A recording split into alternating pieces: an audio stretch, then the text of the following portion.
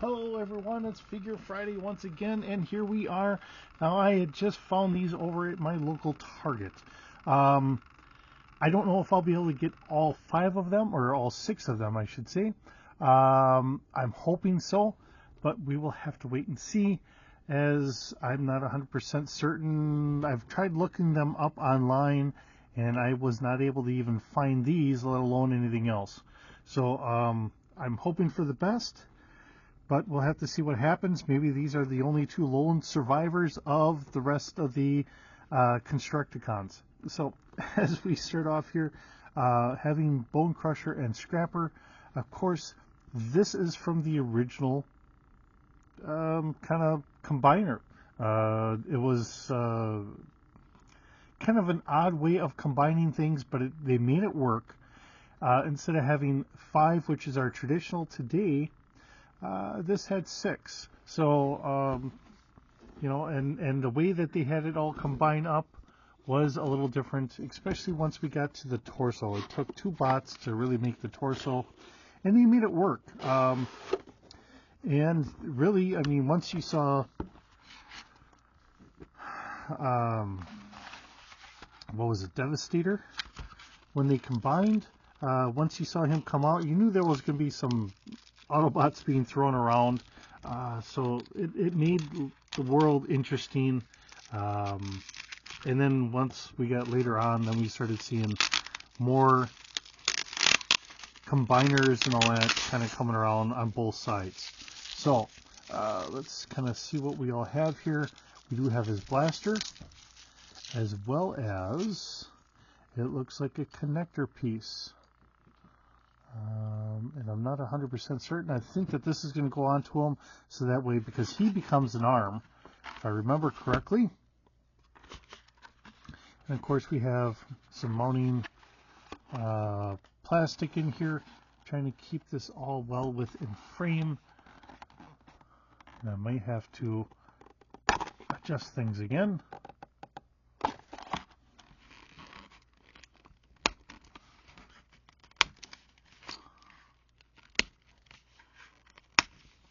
And there we go. Now we got them free. Okay. So, oops. Looking at how we have him here. Now, I do have the instructions, which I will probably have to pull out in order to get them all transformed. But to start off with, it is interesting seeing him, and I think he's done fairly well. All right, so we're going to get him out, and we're going to get his brother out here as well. Wow, I mean, I remember having a couple of these when I was younger. I didn't have the full set, so I couldn't combine them all, but nowhere near what we have today as far as being able to have maneuverability and everything else. I mean, the arms were just straight arms, the legs were just straight legs. We didn't have maneuverability or anything else. We didn't have extra joints in here. It just was what it was. All right, so we have his knee here. So, I mean, these are things that we have today that we just weren't able to get back then. I mean, to really think about it, the whole thing is they were all kind of puzzles and experimental on what we could do with the current plastic technology we had at the time. So I like to think of it in that regards, and they're fun to play with for just the fact that you get to, you have a transforming kind of Rubik's Cube in a way. That's the way I've always looked at it. It's a puzzle piece. I guess back in the 1980s, this was our fidget spinners, because it took us a while to try and figure these out sometimes without having the instructions. And quite often, as us kids, we'd never had the instructions for long because we'd always lose them. And then as I became a young adult, I would try to transform them without the instructions just to see if I could, in my own mind, see if I could beat the engineers that designed them, if I was smart enough to be able to do it, or if if I was just some dumb lug that just had to rely on everyone else to being able to try and tell me what I'm supposed to do here. So, I don't know if this, I think that folds back and then, oh, maybe I'm wrong. All right, well, we'll see how this goes.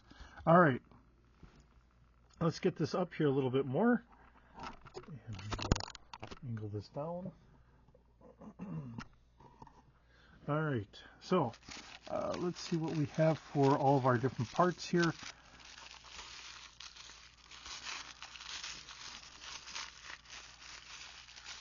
As the tape gets in the way, now we have some pretty good amount of paper, tissue paper going around all this. All right, it looks like that's all the hit. Okay. So if this works out well, and we're going to try and do this fairly well here, or as best we can. All right, so he becomes a bulldozer, and looking at it, it says what, 16 steps in order to get him here. So obviously this has got to be able to go forward. That's going to go up. This is going to go in the back here. You know, this is the fun part. This is where we get to figure out exactly how smart or how unintelligent I am. You know, and this is where everything just gets to be a lot of the fun and excitement that we get out of these. I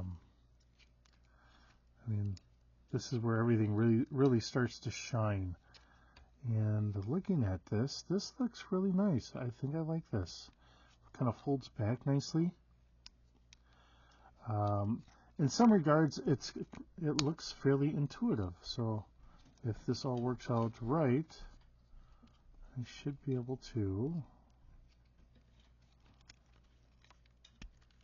put that there. Okay. And we're going to do something similar here. So fold this back. You know, I like the designs where you can look at it and you can say, okay, well, this goes here, and it all does kind of snap into place nice and relatively easy.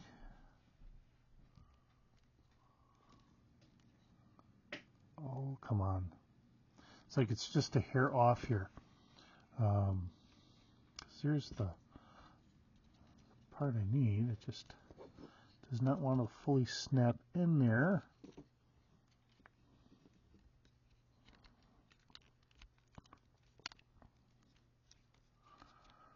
Oh, come on.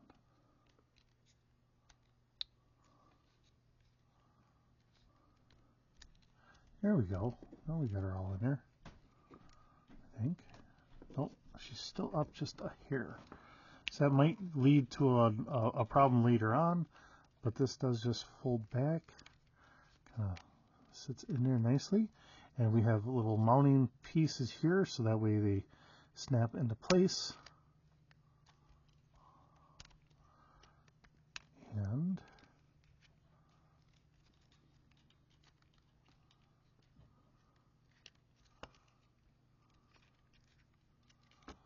okay, this can't be sitting out there, so that's got to fold over. All right, now it looks good. All right, and there we are. Snap there. This one's not going to snap in because it's not fully down, so it's going to be off just a little bit. And then we have our, oops, fold that up, and then there, just like that. So now we have him as a bulldozer. And he does have his laser pistol, which we could easily put in here. And that should sit in here. If it's done right, it looks like there is a mounting piece right here. So I could put this in here. Before I had done that, I probably could have done. So it's nice that this all snaps together and it keeps everything all together in one area. So now I have just a regular bulldozer. Looks pretty good. Transforms pretty nicely. Now looking at this one, again, his head's got to kind of go in here somewhere. And this is going to come out forward. Yep, there we go. Snap that back in. Let's see here. His hands, all right, they fold in. That works out pretty good. Closes that up.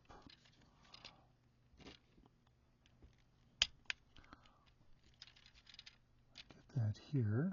Get that there. Now, the only thing I don't know for sure is as this comes forward, do I have to bend these up or down?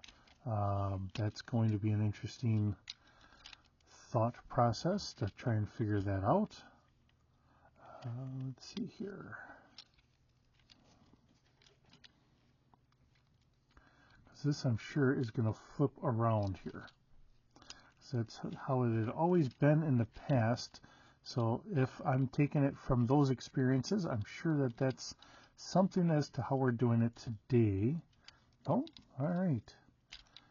Kind of right, kind of wrong.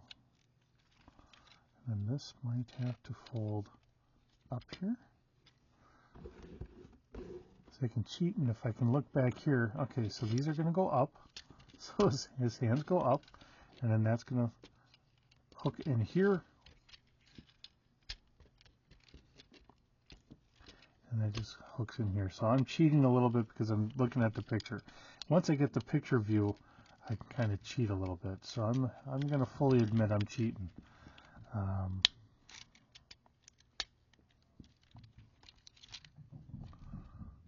Uh-oh. And I hear the kitten upstairs kind of thumping around. All right, so if that goes under, this folds, that folds. All right, and I think we're almost there.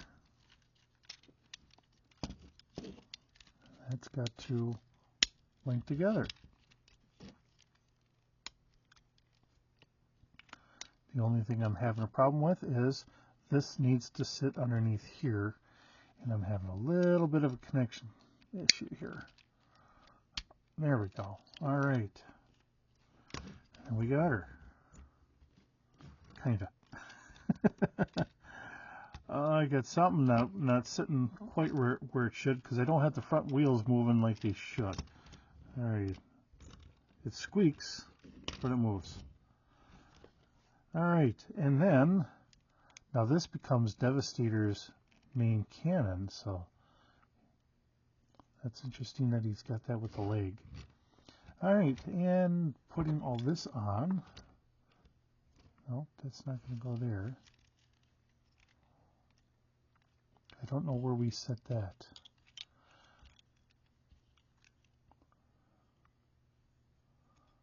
Okay. So this is going to sit back here. This obviously is going to have a mount somewhere on here. Okay, that goes on the side like that. And then this did have a mounting bracket on the side, so we could add that onto the side there. All right. And then that's all there is. Not too hard to put them that way. Just took a little bit of thinking through and working it out. Kind of surprised that, to close this up, I mean, looking at it, we have pretty good movement with the legs. I'm not going to take any of that away from what we have here. I think this all works out pretty good. I think this is a nice, solid design. I think it works out really nicely. And it's very simplistic, which really, I think, is a key thing to have when we're doing like transformers and the like. Keeping it simple enough that it's easy to transform, that always makes a huge contribution to everything. And we can keep all this all together here. Oh boy, almost sneezed in front of the camera. All right, good news is I didn't. I said I think I'm starting to come down with something. All right, and we are. And we have his hands just kind of nicely blocked in there. So they're there, but they're not sticking out. And it looks all right. I can sit there and say, hey, transform. You know, and we have, like I showed, I mean, we have knees, all that. That's stuff that we couldn't get when I was a kid. I mean, that's many years ago, but we don't have any twisting here, but that's kind of understandable. Still, the fact that we have knees, and they give us that joint here. This is a big thing that they've been giving us a lot lately, mainly because if we're sitting here with, you know, okay, so his knee is bent, and his foot can be adjusted a little bit, so he's still a solid character standing here. It works really nicely. It really does. So, all right. Well, with that being said, thank you so very much for joining me today. It's wonderful having you here. I hope you're doing well, and I will see you in the next video.